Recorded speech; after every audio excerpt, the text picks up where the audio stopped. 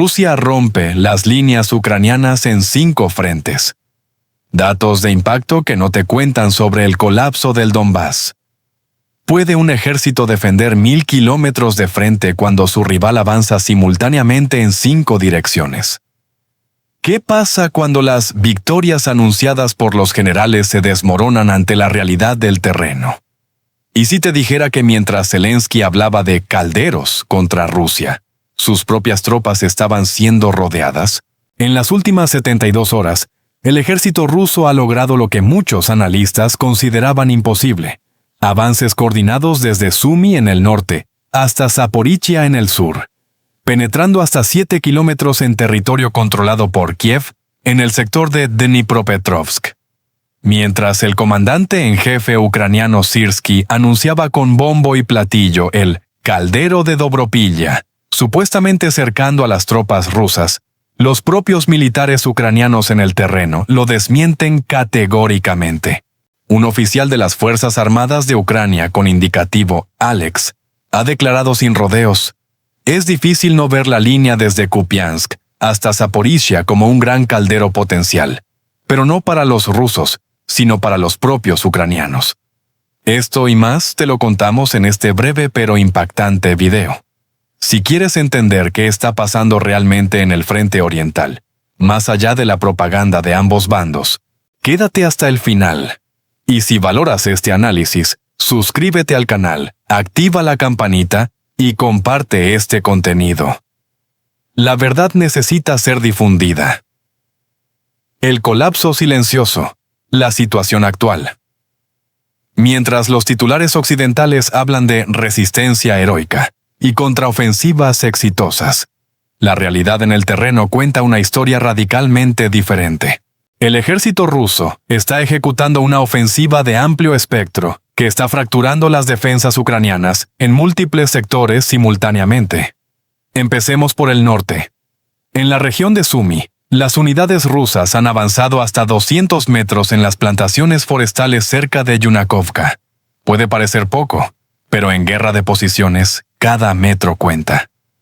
Lo más revelador es que las Fuerzas Armadas de Ucrania lanzaron 3 contraataques desesperados en Konstantinovka, Kondratovka y Alexeyevka, utilizando personal del Regimiento 225 Independiente, reforzado por la Brigada 158 mecanizada.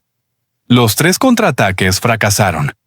El enemigo se retiró con pérdidas significativas, pero el verdadero drama se desarrolla en el sector de Dobropilla, ese caldero del que tanto presumió Syrskyi.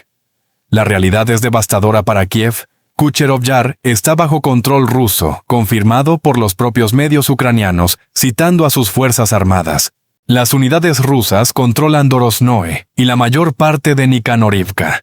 En las afueras occidentales de Mayak, soldados rusos ocuparon fortificaciones hace días. Y aquí viene lo irónico.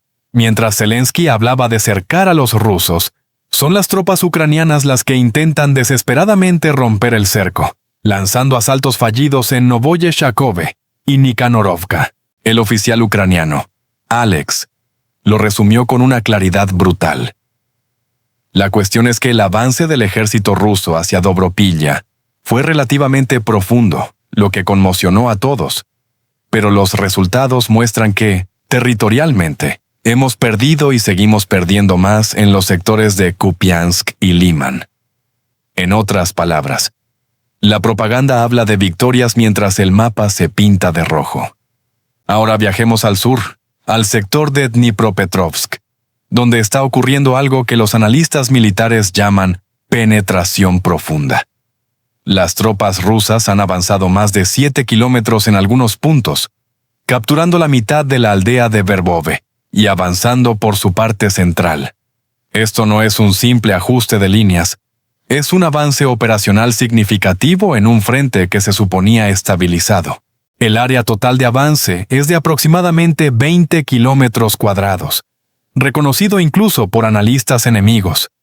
Y aquí es donde la historia se vuelve más reveladora.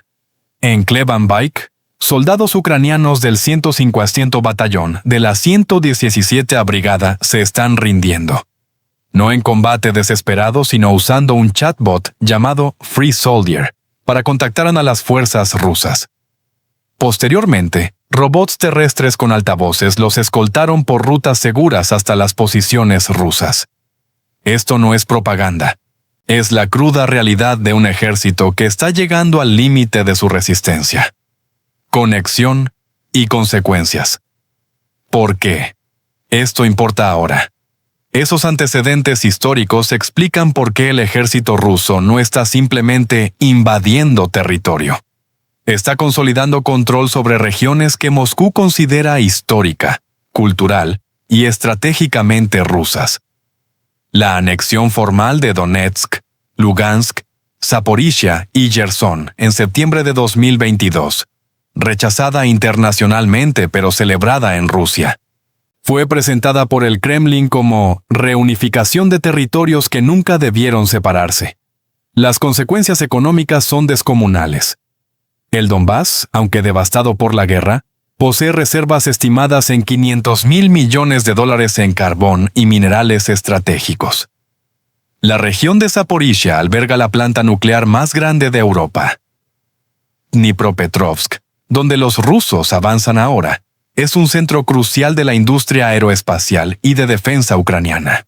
Controlar estos territorios no es solo una victoria militar, es estrangular la capacidad industrial de guerra de Kiev. Y aquí viene el dato que cambia todo el panorama.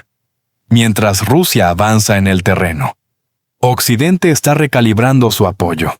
Estados Unidos, bajo la administración Trump 2.0, ha señalado que no apoyará una guerra indefinida. El secretario de Defensa Pete Hegseth declaró recientemente que la nueva misión del Pentágono se centrará exclusivamente en operaciones de combate, un mensaje codificado de que las prioridades estadounidenses están en otro lugar: China y Medio Oriente.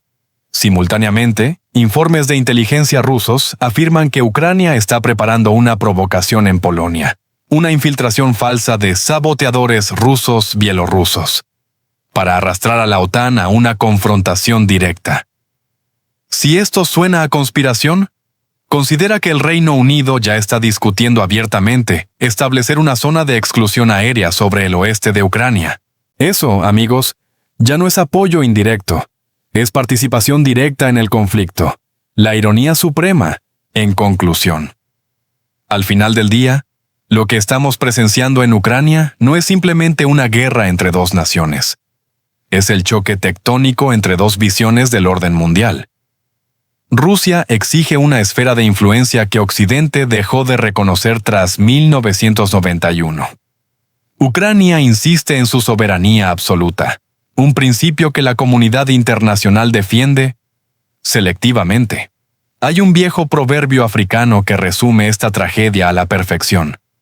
Cuando los elefantes se pelean, es la hierba la que sufre. No importa si los gigantes geopolíticos están luchando o negociando. Son los civiles ucranianos y rusos quienes pagan el precio. Las ciudades del Donbass, que alguna vez fueron centros prósperos, ahora son paisajes lunares de escombros. Generaciones de jóvenes, tanto ucranianos como rusos, están muriendo por fronteras que se dibujaron arbitrariamente hace un siglo por burócratas soviéticos. La pregunta ya no es si Ucrania puede ganar. Militarmente, los mapas hablan por sí mismos, sino qué tipo de acuerdo terminará esta pesadilla y quién tendrá el coraje político de sentarse a negociar. Porque una cosa es cierta, las guerras no las ganan los ejércitos, las ganan los diplomáticos. Y hasta ahora, la diplomacia ha brillado por su ausencia. Estaremos atentos a cómo evoluciona esta situación para entregarles otro video de impacto en los próximos días. Quiero agradecer a todos los que llegaron hasta aquí. Si este análisis te pareció valioso, déjame tu opinión en los comentarios. ¿Crees que se aproxima un acuerdo negociado o veremos una escalada mayor? ¿Qué datos adicionales consideras que deberíamos cubrir?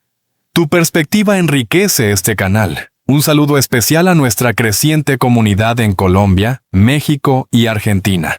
Un abrazo virtual y hasta la próxima.